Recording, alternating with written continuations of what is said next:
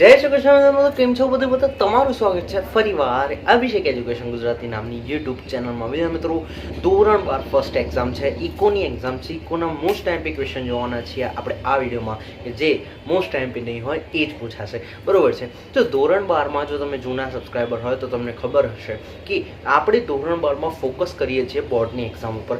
આ બધી જ એક્ઝામોના માર્ક્સ ગણાવવાના નથી, પરંતુ એઝ યુ નો કે એક મંજિલ સુધી પહોંચવું હોય તો આ બધા એક રસ્તા છે. જો તમે ઓલ્ડ સ્ટુડન્ટ હોય તો તમને ખબર હશે શું એક મંજિલ સુધી પહોંચવાનું હોય તો આ શું એક રસ્તા છે કે જે તમને સક્સેસફુલી ક્લિયર કરવાનો હોય છે, રાઈટ. તો આપણે આ રસ્તાને ક્લિયર કરવાના છે આઈએમપી ક્વેશ્ચન સાથે, બરોબર છે. તો આ આઈએમપી ક્વેશ્ચન બોર્ડમાં જે છે એ પણ કામ આવવાના છે. ચાલો શરૂઆત. સૌથી પહેલાં તમારે જે છે બુક ઓપન રાખવાની છે. હવે તમે જો નવા સ્ટુડન્ટ હોય, રાઈટ, તો કેટલાક જે છે યુટ્યુબર્સ અથવા જો શિક્ષકો, બરોબર છે, એ તમને શું છે યુટ્યુબ પર જે વિડીયો બનાવે છે એ તમને લખેલા આઈએમપી આપે છે, રાઈટ, કે ઓલરેડી મેડ હોય ક્વેશ્ચન. તો જો એક વસ્તુ સમજી લો, બોર્ડમાં થિયરી કામ નહીં આવે, બોર્ડમાં બેઠા ક્વેશ્ચન નહીં પૂછાય, રાઈટ, તમને ચેન્જ કરીને પૂછી જશે. એટલે આપણે હંમેશા બુકનો જ યુઝ કર્યો છે અને એમાંથી કીધું છે આ ટોપિક કરી લો, હવે આમાંથી એને આ ક્વેશ્ચન પૂછો. હવે જો પેલું સ્ટોરી ના હોય, આમ પકડો, સોરી આમ પકડો કાન કે આમ પકડો, એ વાળું મેથડ છે, બરોબર છે. ટોપિક કરી લો, અંદરથી કંઈ પણ પૂછાય, એમાંથી 1 માર્ક્સનો પૂછાય, 2 માર્ક્સનો, 4 માર્ક્સનો, 5 માર્ક્સ, કોઈ પણ પૂછાય. એ તમારે ફિક્સ કરવાનું છે કે તમારે ટોપિક કરવું છે કે બેઠા ક્વેશ્ચન, બરોબર. પછી એની એક્યુરેસી પણ એવી જ હશે. ચાલો શરૂઆત કરીએ. તો સૌથી પહેલાં આપણે આમાં 6 ચેપ્ટર છે, રાઈટ. 6 ચેપ્ટરમાં ફર્સ્ટ એક્ઝામમાં જનરલી 6 ચેપ્ટર, હવે જો સ્કૂલ ટુ સ્કૂલ વેરીફાઈ થતું હોય છે, રાઈટ. ચલો, તો હું અહીંયા 6 ચેપ્ટરના આપવાનો છું આઈએમપી. શરૂઆત કરીએ. અર્થશાસ્ત્રમાં આલેખ પહેલું ચેપ્ટર આપણે બુક ઓપન રાખવાની છે. તો સૌથી પહેલાં આકૃતિ આલેખનો અર્થ આપ્યો છે, જે રીતે બુકમાં આપ્યું છે એ રીતે નથી કરવાનું. આકૃતિ અને આલેખ એ બંનેનો તફાવત પૂછાશે, બરોબર છે. આકૃતિ એ બાજુ અર્થ, બરોબર છે, આનો પણ અર્થ, આનો પણ અર્થ, એવી એમ કરીને 6 મુદ્દા. પછી અસતત માહિતી, આ બાજુ સતત માહિતી, એમ જે છે. પછી આવૃત્તિ કેવી હોય છે એ તમારે થઈ ગયું, બરોબર છે. એમ પછી ગ્રાફનો ઉપયોગ થાય છે, આંકડા શાસ્ત્રનો જ્ઞાન જરૂરી છે કે નહીં, આમ કરીને 6 મુદ્દા તમારે કંઈ પણ રીતે તૈયાર કરવાના છે, રાઈટ. તો આ 6 મુદ્દા તમે કરશો, એમાંથી હવે કંઈ પણ પૂછાય, 1 માર્ક્સનો પૂછાય, 3 માર્ક્સનો નક્કી નહીં, રાઈટ. નેક્સ્ટ જો આગળ વાત કરું, પછી મહત્વ તમારે કંઈ ખાસ કરવાની જરૂર નથી, પણ આકૃતિ અને આલેખમાં ધ્યાનમાં રાખવાની બાબતો મોસ્ટ આઈએમપી છે. 6 માહિતી તમારે ખાસ કરીને કરવાની છે. ટાઇટલ ખાસ કરીને કરી જજો, અંદરનું જાતે બનાવીને લખી શકાય, ઓકે. નેક્સ્ટ જો આકૃતિના પ્રકારો, આકૃતિના પ્રકારો જે છે તમારે 2 માર્ક્સમાં જનરલી પૂછાતા હોય છે, પણ એટલા બધા કામના નથી, રાઈટ. ચલો, તો એ તમારે ખાલી એના નામ તમારે યાદ રાખી લેવાના 2 માર્ક્સમાં, રાઈટ. હવે જો સમય આધારિત રેખાકૃતિની ખાલી વ્યાખ્યા પૂછાશે, બીજું કશું નહીં પૂછાય. હવે જો બીજી વસ્તુ કે તમને એક 5 માર્ક્સમાં આલેખ 100% પૂછાશે. હવે આલેખમાં તમારે શું કરવાનું છે કે ભાઈ એક તો પૂછાશે, કન્ફર્મ છે. હવે એમાંથી કયા કયા પૂછાય છે હું તમને કહી દઉં. જનરલી પાસેની સ્તંભાકૃતિ અથવા તો સાદી સ્તંભાકૃતિ પૂછાતી હોય છે, અને થોડું અઘરું કાઢવું હોય તો રેખા જે છે સમય આધારિત રેખાકૃતિ એ તમારી પૂછાતી હોય છે.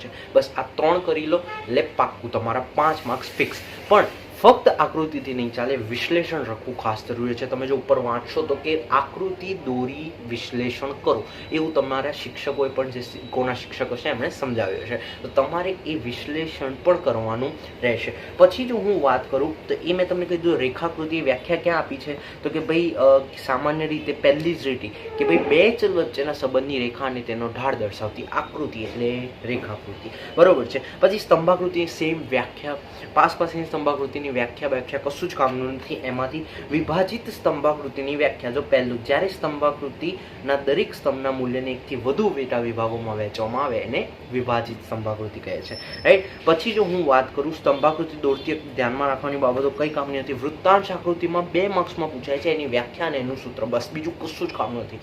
કે વર્તુળના જે આપણે જો પાછળ તમે જેમ પેજ ફેરવશો તમને એ વ્યાખ્યા પણ કહી દઉં ક્યાં આપેલી છે. તો પહેલી જ લાઈન જો પહેલા પેજ ઉપર, પેજ નંબર 8 ઉપર, ત્રીજી લાઈનમાં, કે કુલ માહિતીના પેટા વિભાગને જ્યારે એના વર્તુળના અંશના પ્રમાણમાં વિભાજિત કરવામાં આવે એને આપણે વૃત્તાંશ આકૃતિ કહીએ છીએ. વૃત્તાંશ આકૃતિ એટલે શું, તો પેટા મૂલ્ય ભાગ્યા કુલ મૂલ્ય ગુણ્યા 100. આ બસ આ 2 માર્ક્સમાં કામનું છે, બીજું કશું જ નીચે કામનું નથી. આલેખના પ્રકારો પણ કામના નથી.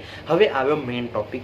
5 માર્ક્સમાં તમારો પૂછાય અથવા તો 3 માર્ક્સમાં પૂછાય કે ભાઈ ઇન્ટરનેટ ટેકનોલોજી, કમ્પ્યુટર ટેકનોલોજી અને તમારું જે છે ડેટા સીડી, બરોબર. આ 3 વસ્તુ વસ્તુઓ છે. હવે ઇન્ટરનેટ હવે આ શું છે, શિક્ષક ટુ શિક્ષક વેરીફાય કરતું હોય છે કે આ ત્રણમાંથી કોઈ પણ ઉઠાય નહીં, બરાબર. પણ જનરલી મેં કમ્પ્યુટર ટેકનોલોજી વધારે જોયું છે, રાઈટ. તો કમ્પ્યુટર ટેકનોલોજી તમારે કરવાનું છે ખાસ કરીને 6 મુદ્દા આપ્યા છે, 5 મુદ્દા આપ્યા છે, તમે 4 પણ લખો અથવા તો 5 ખાલી નામ લખો, નાનું નાનું અંદર બનાવીને પણ લખશો, ઇટ્સ ઓકે, રાઈટ. 5 નામ લખી દેવાના છે. અને ડેટા સીડી મોસ્ટ આઈએમપી છે, મોસ્ટ આઈએમપી હું તમને કહું છું. નેક્સ્ટ બીજું ચેપ્ટરમાં તમારે શું કરવાનું છે, આઈએમપીમાં ખાસ કરીને આર્થિક વૃદ્ધિની વ્યાખ્યા, અને એ પણ કઈ વ્યાખ્યા, હેન્સન દ્વારા આપેલી વ્યાખ્યા. આ વ્યાખ્યા કરો અને એની આ વ્યાખ્યા જોશો એટલે તમને એની મર્યાદા પણ ખબર પડી જશે. બસ આ તમારે કરવાનું છે. હવે આમાં ટ્રીક છે થોડી, એ આપણે આગળ સમજાવીશું તમને. આર્થિક વિકાસ માઇકલ ટોડેરોની વ્યાખ્યા નહીં ચાલે, બરોબર છે. જો તમને 1 માર્ક્સમાં પૂછાઈ ગયું તો એ નહીં ચાલે કે આર્થિક વિકાસ બહુ પરિમાણીય પ્રક્રિયા છે, નહીં ચાલે. પણ જો આર્થિક વિકાસનું મોટું કંઈ પૂછાય કે ભાઈ આર્થિક વિકાસ એટલે શું, એના લક્ષણો જણાવો, રાઈટ, તો તમારી ચાલી જાય. પણ સાદામાં નહીં ચાલે, તમારે જીએમ મેહરની લખવાની. મેકલઅપની ભલે નહીં કરો ચાલશે, પણ જીએમ મેહરની ઇઝી છે કે ગરીબી રેખાની નીચે વસ્તીમાં વધારો ન થાય, બરોબર છે. અને માથાદીઠ આવક જે છે અસમાનતા ધારણ ના કરે, માથાદીઠ વાસ્તવિક આવકમાં લાંબા ગાળે વધારો થાય, ખાસ કરીને મોસ્ટ આઈએમપી. આર્થિક વિકાસના લક્ષણો મેં તમને કીધું, મોટો જો સવાલ પૂછો આર્થિક વિકાસ એટલે શું, એના લક્ષણો, રાઈટ. હવે આ જે સવાલ છે તમારે મર્યાદાઓ કરવાની જરૂર નથી આર્થિક વિકાસની. હવે પછી આવશે આ સવાલ, આ બોર્ડમાં રેકોર્ડ છે લગભગ દર 1 વર્ષના ગેપમાં આ પૂછાયેલો છે. અને ફર્સ્ટ એક્ઝામ સેકન્ડ એક્ઝામ પૂછો જ નહીં, દર વખતે ફિક્સ જ હોય આ સવાલ. આર્થિક વૃદ્ધિ અને આર્થિક વિકાસનું તફાવત. 9 મુદ્દા આપેલા છે, ઓછામાં ઓછા 6 મુદ્દા લખવા પડે, ઓછામાં ઓછા. અને જો તમે વધારે સ્કોર કરશો તો કાપી દેશે. ફૂલ ટોટલ મુદ્દા લખવાના છે, બરોબર. આ કરીને જ જોજો, આ ચેપ્ટરમાંથી આ છોડતા જ નહીં, રાઈટ. ઓકે, હવે જો પાછી આવશે નિર્દેશકોમાં તમારે જે છે હું તમને કહું, આ બહુ મોટો સવાલ છે. જો તમને 5 માર્ક્સમાં એવું પણ પૂછી લે કે ભાઈ આર્થિક વિકાસના નિર્દેશકો સમજાવો. હવે આર્થિક વિકાસના નિર્દેશકોમાં તમે 4 લખવાનું તો નહીં, બેઝિક લખી દેવાનું. 4 લીટીઓ કોમન છે. કઈ કે જો કઈ જે છે તો બહુ ઝડપથી રાષ્ટ્રીય આવક વધતી હોય તો શું થાય, બરોબર છે. પછી બહુ ઝડપથી પછી નીચા દરે વધતી હોય તો શું થાય, સ્થિર હોય તો શું થાય, અને ઘટતી હોય તો શું થાય. બધામાં 4 મુદ્દા કોમન છે. આ લખી દો અને એનો આંકડો લખી દો. કોઈ જેમ કે રાષ્ટ્રીય આવકમાં જે છે આપણો 7.3%, આમાં 6%, માથાદીઠ આવકમાં. પાછળ જશો તો આપણું જે છે પીક્યુએલઆઈ, તો પીક્યુએલઆઈમાં શું આવશે, આપણા 3 મુદ્દા, બરોબર છે. અશીબા, અપેક્ષિત આયુષ્ય, શિક્ષણ અને બાળ મૃત્યુ દર. અને પછી પહેલામાં આગ્યાજી, માનવ વિકાસમાં અપેક્ષિત આયુષ્ય, જ્ઞાન અને જીવન ધોરણ. આ 3-4 મુદ્દા તમારે કાપીને લખવાના છે, બધું ના આવે, બરોબર, બધું નહીં આવે. ઓકે, તો આ રીતે મેં તમને કહી દીધું, 4 પૂછાઈ શકે, પણ ખાલી 4 મુદ્દા ને એના આંકડા યાદ લખી દેવાના. બીજું કશું જ કામનું નથી. જે તમને પેજ ભરે આપ્યા છે તમને કશું જ કામના નથી. મેં તમને કહી દીધું શું કામનું છે. વ્યાખ્યા લખો દરેકની, જો આપેલી હોય, જેમ કે માથાદીઠ આવકની વ્યાખ્યા આપેલી હશે, બરોબર છે. અને પહેલા બાજુ મોરિસ ડેવિસ એ બધું તમને ખબર હશે, તો એ કરો. અને 4 લીટીઓ જે મેં તમને કીધી કે વધે ઝડપથી તો શું કહેવાય, ધીરા દરે વધે તો શું કહેવાય, સ્થિર હોય તો શું કહેવાય, અને ઘટે તો પીછેહટની પરિસ્થિતિ. એ 4 લીટીઓ લખો અને એનો જે તે આંકડો લખો. ક્લિયર. નેક્સ્ટ જો હું વાત કરું તો ચેપ્ટર નંબર બીજું, બસ આમાં કશું જ કામનું નથી. ચેપ્ટર નંબર 3 નાણું અને ફુગાવો, 3 પેજનું ચેપ્ટર છે અને આમાંથી ફિક્સ 5 માર્ક્સનો પૂછાય છે. ફિક્સ કહી દઉં, સાટા પ્રથાની મર્યાદા, મોસ્ટ આઈએમપી. નાણાંના કાર્યો, મોસ્ટ આઈએમપી. નાણાંના કાર્યો મોસ્ટ આઈએમપી, મતલબ બોર્ડમાં પણ આનો રેકોર્ડ, જેમ પેલો આર્થિક વૃદ્ધિવાળો કીધેલો ને, સેમ. પછી ફુગાવાના કારણો, મોસ્ટ આઈએમપી, પતી ગયું. અને છે 3 પેજનું ચેપ્ટર, મારા હિસાબે આખું કરી લો ચાલે, બરોબર. બેન્કિંગ અને નાણાકીય નીતિ. બેન્કિંગ અને નાણાકીય નીતિમાં બેંક એટલે શું, કઈ વ્યાખ્યા લખવાની, નીચે પેજ નંબર 35 ઉપર તમે છેલ્લેથી સેકન્ડ વ્યાખ્યા જે આપી છે ને, એ માંગવામાં આવે એટલે કે તરત જ વાળી વ્યાખ્યા. આ સેમ વ્યાખ્યા 11માના બીએમાં આપેલી. એમ આઈ રાઈટ ઓર રોંગ? જેને ખબર હોય તો તમે કહેજો, રાઈટ. ચલો નેક્સ્ટ હું વાત કરું, 11માનું બી અને 12માનું ઇકો. 11માનું ઇકો અને 12માનું બી થોડું ઘણું સિમિલર લાગતું હશે તમને હવે, રાઈટ. એટલે જ હું તમને 11મામાં કહેતો હતો કે બસ કોન્સેપ્ટ ક્લિયર રાખજો, બરોબર. અને 11મામાં વિડીયોમાં પણ મેં એવું જ કીધું છે કે આ ઇસ્યુ થશે તમને. ઓકે, હવે જો બેંકો, સેમ આ ચેપ્ટર તમને 11માનું બીએમાં આવતું હતું. ચલો, તો હવે જો પાછળ તમે કરશો તો એક સવાલ આખા આ વેપારી બેંકના બેંકોનું વર્ગીકરણ છે ને, એ તમારે મધ્યસ્થ બેંક અને વેપારી બેંક, આ તો એકદમ ઇઝી છે. પણ આમાંથી તમને શું પૂછાશે કે ભાઈ બેંક જે છે એ નફાકારક અથવા તો ધંધાદારી સંસ્થા તે સમજાવો.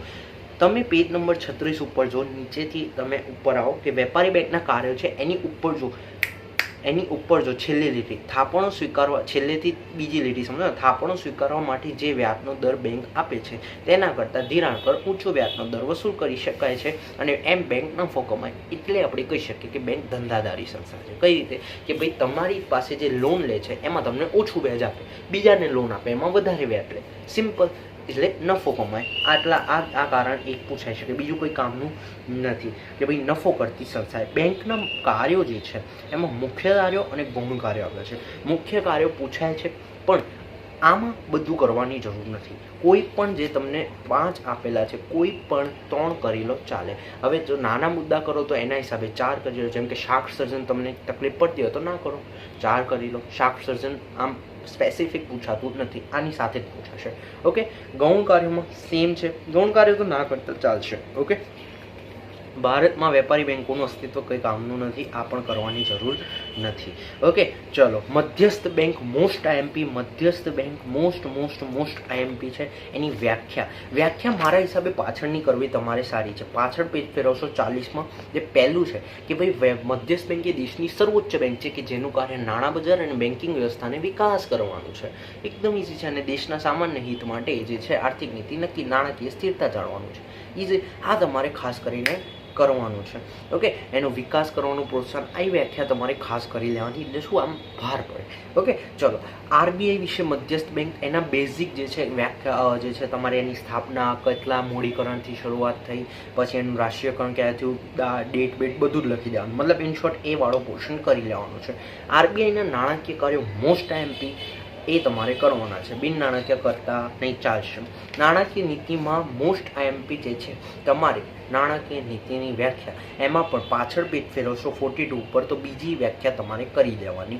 રાઈટ, બહુ મોસ્ટ આઈએમપી છે. રાઈટ, નાણાકીય નીતિના સાધનોમાં પરિમાણાત્મક સાધનો કે જેમાં બેંક રેટ બહુ ઓછું પૂછાય. તમને શું પૂછે ખબર છે કે નાણાકીય નીતિના પરિમાણાત્મક સાધનો સમજાવો, બરોબર છે. તો હવે એમાં બધા લખવાની જરૂર નહીં, અમુક જ લખવાના. અને કેટલીક વાર 2 કે 3 માર્ક્સમાં તમને પૂછી લે રેપો રેટ અથવા રિવર્સ રેપો રેટ, એના વિશે સમજાવો. તો તમારે આમાંથી કયા મુદ્દા કરવાના હું તમને કહી દઉં. બેંક રેટ પૂછાતો નથી આજ સુધી, મતલબ નથી પૂછા. આઈએમપીની વાત ચાલે છે. રાઈટ, જો repo rate, reverse repo rate most IMP. પછી રોકડ અનામતપત્ર, CRR cash reserve ratio most IMP છે, કરીને જજો. ઓકે, પછી કાયદા માન્ય પ્રવાહિતાનું પ્રમાણ મોસ્ટ આઈએમપી. Statutory liquidity ratio SLR most IMP. આ 3 ટોપિક મોસ્ટ આઈએમપી છે.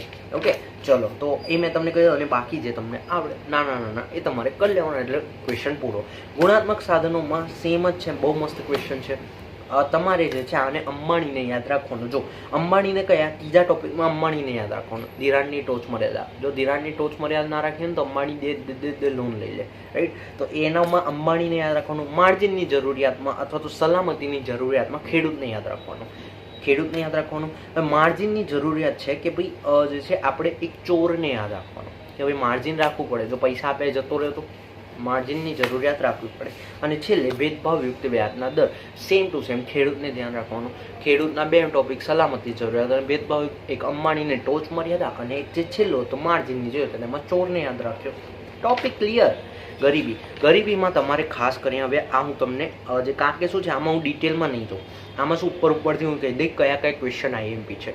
ઓકે, જો ગરીબીમાં તમારે ખાસ કરીને નિરપેક્ષ ગરીબી વિશે ખાસ કરીને કરવાનું છે કે જેમાં ગરીબી રેખા એટલે શું, મોસ્ટ આઈએમપી. ગરીબીની વ્યાખ્યા, જે ગરીબી રેખા નીચે જીવતા વ્યક્તિઓ, બરોબર છે, કે જે પાયાની જરૂરિયાત પણ સંતોષી શકતા નથી, એને ગરીબ કહેવાય, મોસ્ટ આઈએમપી. બરોબર છે. ગરીબીના નિર્દેશકો 11 આપ્યા છે. કોઈ પણ 6 કરીને પાક્કા કરીને જવાના મિનિમમ. જો કાચા આવડતા હોય તો 8 થી 9 કરવાના. આખો સવાલ સાથે પૂછાશે, અલગ નહીં પૂછાય, એટલે કોઈ પણ 6-7 જ કરવાના. સેમ ઇન કારણોમાં હું તમને કહી દઉં ને, આર્થિક કારણો કરી જવાના. જો તમને ખાલી એવું પૂછે ગરીબીના કારણો તો 5 જ લખવાના છે. આર્થિક કારણો 5 જ છે, કરી જવાના. જો તમને એવું પૂછી લે ગરીબીના આર્થિક કારણો તો પણ આ જ તમારે કરવાના, બીજા બધા કરવાની જરૂર નથી. સેમ ઇન ગરીબીના ઘટાડવાના ઉપાય મેં ઓછા જોયા છે, બરોબર, એટલે આમાં કંઈ કરવાની જરૂર નથી. પણ જે રોજગારલક્ષી કાર્યક્રમો છે મોસ્ટ આઈએમપી, સ્વરોજગારી માટેના કાર્યક્રમો, વેતન રોજગારી માટેના કાર્યક્રમો, એમાં જે યોજનાઓ આપેલી છે પ્રધાનમંત્રી રોજગાર યોજના, પછી આપણી નરેગા, સેમ પાછળ આવશે આપણે બરોબર છે, મનરેગા આ બધું કરવાનું છે, જનધન યોજના, આવાસ યોજનાઓ અને સામાજિક મતલબ 5.5.7 જે રોજગારલક્ષી કાર્યક્રમો છે એ પેજ આખું, જમણી પેજ આખું, પાછળનું પેજ આખું ખાસ કરીને કહી જવાનું. જનધન યોજનાની ડેટ બેટ બધું જ ધ્યાન રાખવાનું છે. આ પતી ગયું ચેપ્ટર, ઇઝી છે. ઇન શોર્ટ આ આખો સવાલ એક સાથે પૂછાતો હોય છે, બરોબર છે. એમાંથી અમુક મુદ્દા તમારે કરવાના હોય છે.